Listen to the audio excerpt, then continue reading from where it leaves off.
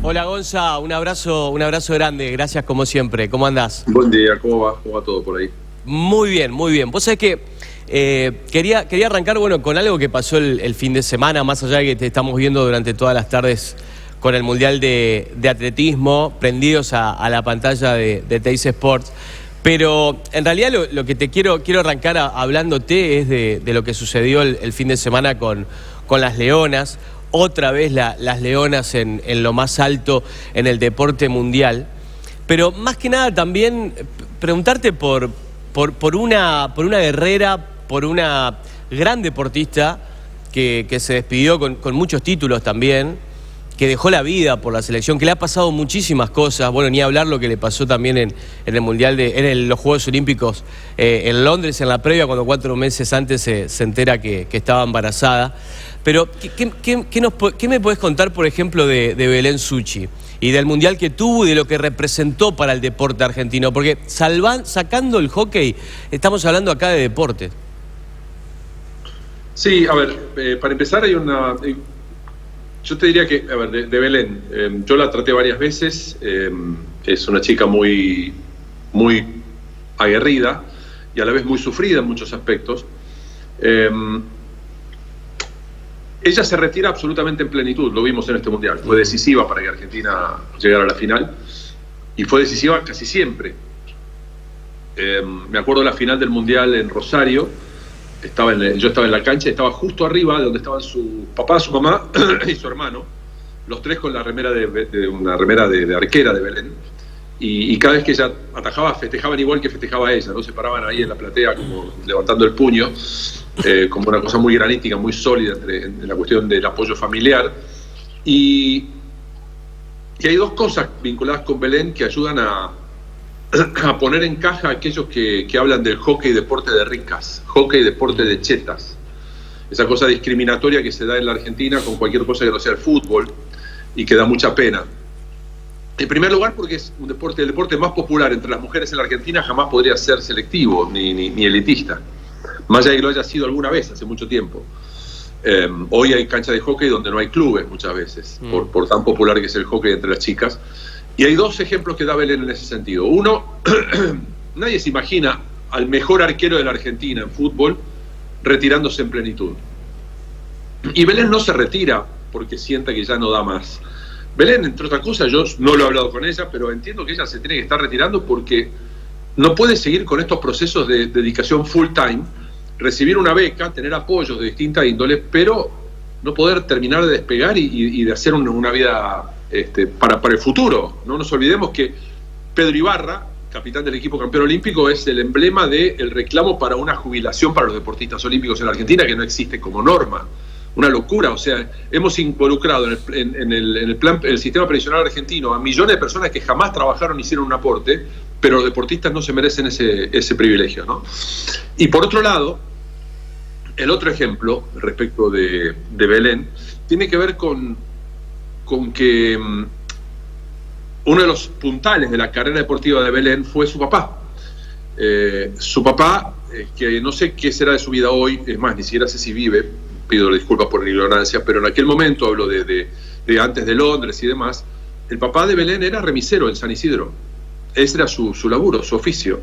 Y sabemos que a los remiseros, a los que laburan en Uber o a los tacheros no les sobra la guita, justamente. Entonces, hay una cantidad de cosas que es importante que se pongan en primer plano, sobre todo para desmitificar esta cosa.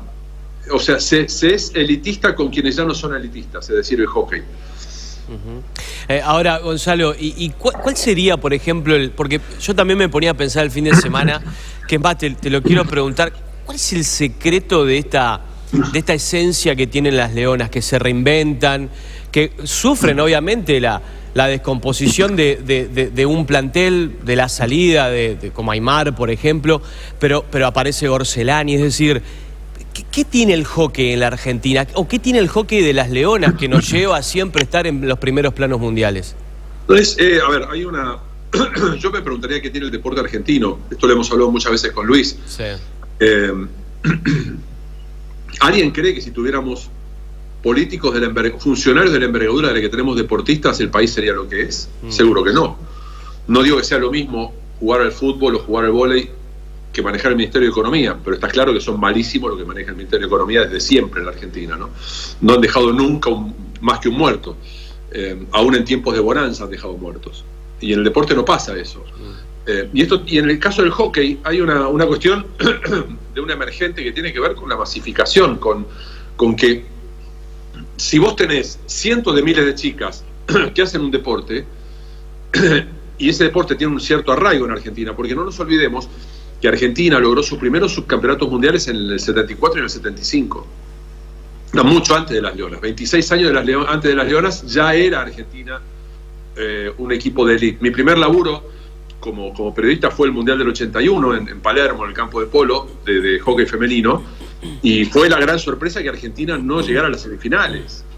Entonces ya hay una historia, un andamiaje que tenía que ver con colegios privados de origen inglés, con muchos clubes para los cuales lo que no era rugby era rugby para varones, hockey para mujeres, salvo excepciones.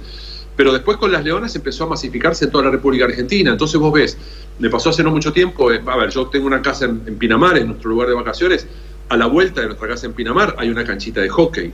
De ahí salió, sin ir más lejos, la arquera del equipo que salió campeón, es jugadora de Pinamar, la arquera que salió campeona en Rosario en los Juegos del Sur de la Juventud. San Martín de los Andes, hace poco tiempo, estuve de paseo por ahí en el cruce de los Andes del año pasado, y veía un lugar que era el cartel decía escuela de hockey, el nombre de la chica que daba la escuela, y era una alfombra roída, y un solo arco, pero que bastaba para que alguien diera clase de hockey en un lugar donde no hay un equipo de hockey. Entonces todo eso, indefectiblemente, sumado a el gran trabajo de scouting que se hace, sumado a la gran cantidad de buenos entrenadores que hay, bueno, todo esto genera una energía que permite renovación, que permite constancia. Obviamente han cambiado muchas cosas y vos no vas a volver a tener a Luciana Aymar, no vas a volver a tener a Cecilia Rognoni, no vas a volver a tener una Maya Isega, tenés Gorcelani, tenés Majo Granato, tenés Hancunas. Bueno, las cosas van cambiando y se van dinamizando. Una pena lo que pasó con Delfina Merino, porque a Delfina Merino la bajan del Mundial, la echan de un entrenamiento con el protector puesto, digamos, el palo en la mano. Eso también es un tema, una asignatura pendiente que nunca quedó del todo clara, pero pensá que las Leonas en 22 años, desde que nació como figura de Leonas, tuvo un solo bache, que una sola vez no se metió entre los 4 mejores de un torneo, que fue Río 2016. Claro. Y fue una transición, porque ese mismo año, después de Río, gana el Mundial Juvenil, de donde surge buena parte del plantel actual. Entonces hay una constancia, una continuidad, hay muchos muy buenos maestros. Mira, yo por cuestiones personales, por acompañar a Joaquina, he acompañado a Catalina, que en su momento jugó, a Martina, que en su momento jugó, que son mis 2 hijas mayores. Joaquina es la menor de mis 4 hijas y jugó hasta hace poquito al hockey en el SIC. Y en la categoría de menores de 9 años, solo en el AMBA, o sea, Buenos Aires y el conurbano, en menores de 9 años jugaban 303 equipos. ¿Por qué 303? Porque hay clubes como el SIC, como los clubes más tradicionales, que tienen A, B, C, D, E y formativa. Eso es algo fantástico, porque la gran mayoría de esas chicas no llegan a jugar en primera, no son leonas. A la vez pueden jugar toda la vida, porque está lleno de competencias de veteranas, de mamis, no sé cómo le dice exactamente, si es el hockey mamis o qué. Mami hockey. Pero bueno, es algo que ni siquiera la mala dirigencia logró destruir. Es la energía que generan los clubes, la energía que genera un deporte. Ojalá algún día nos pase con el running. Es algo que debería pasar con el running. Pasa que tenemos en el atletismo probablemente algunos de los peores dirigentes de la historia del deporte argentino, aun cuando no dirijan. Entonces es un problema, porque eso neutraliza la energía que se debería generar. Pero en el hockey sucede más allá de las malas conducciones. Bueno, qué importante esto que marcás, sobre todo para el deporte en general. Evidentemente se tiene que practicar, tiene que ser masivo, ¿no? Porque mucha gente, y te soy sincero, el fin de semana teníamos una nota acá, Unión es un club que está muy desarrollado, por ejemplo, en el fútbol femenino, muy desarrollado, gana ligas santafesinas, Copa Santa Fe.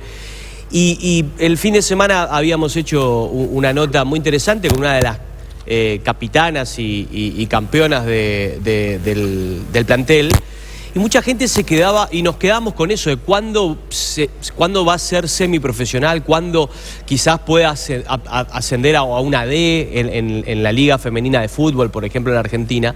Y hay mucha gente que une que no sea masivo, o que no lo jueguen muchas, o que no lo vean mucha gente a que eso nunca pueda llegar a ser algo que realmente esté en las condiciones dadas, como por ejemplo para la semiprofesionalización en Unión? Y evidentemente esto, escuchándote, se aplica a cualquier deporte y nada tiene que ver. Me parece muy interesante esto, Gonzalo.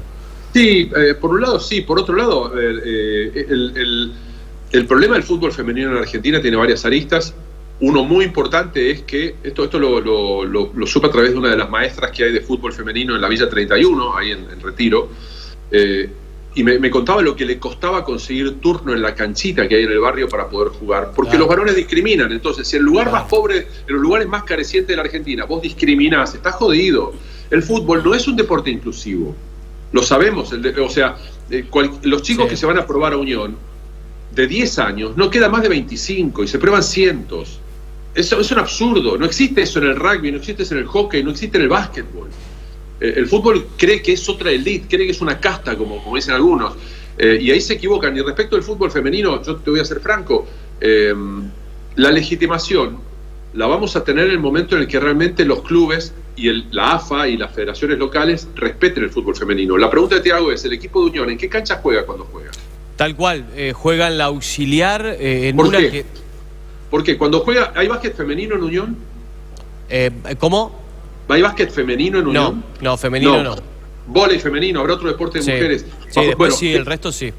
¿No usan el malvicino para jugar? ¿Juegan en otra cancha? Las señoras que van a la pileta van a jugar al tenis. ¿No juegan en la misma cancha que un varón? ¿Por qué el fútbol no permite en Boca, en River, en Unión, en Vélez, en Newell's, en Central Córdoba, en Rosario? ¿Por qué no permiten que jueguen las chicas en la misma cancha en la que juegan los varones? Sí, tal cual. Esto es legitimar de verdad, no darles un viático.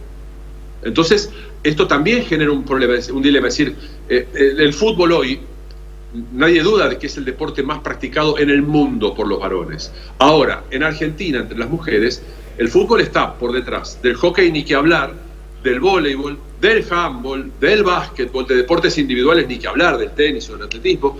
Entonces, le cuesta, y encima está mal visto en los lugares donde viene.